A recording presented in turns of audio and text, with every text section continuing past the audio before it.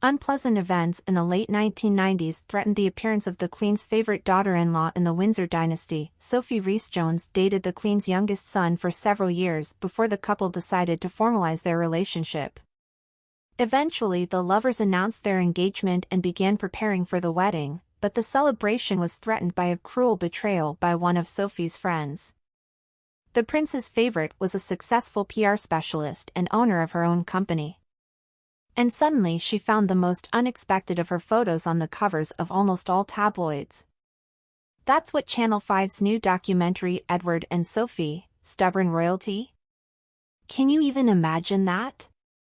Says Julie Montague, Viscountess Hinchingbrook. You're doing great, you're engaged, the press has been waiting for this moment, and boom. Someone's selling pictures of you to the press. And you're topless in them, it's just devastating. In the wake of the shocking images, there were rumors that Edward and Sophie's wedding could be called off altogether. Royal commentator Rebecca English assessed the attackers' act as cruelty, but praised the royal family's response to the scandalous events. It was an incredibly cruel and thoughtless act, and I think the reaction of the royal family has been very clear. There was condemnation, not of Sophie, but of the woman who did it. Apparently, the scandalous footage was taken in 1988 in Spain, 5 years before Ms. Rhys-Jones began an affair with the prince.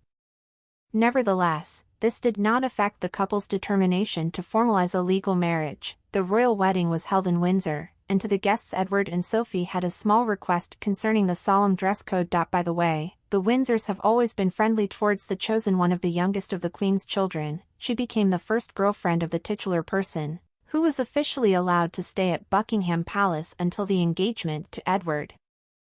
The lovers did not rush things and married only when they were completely sure of each other.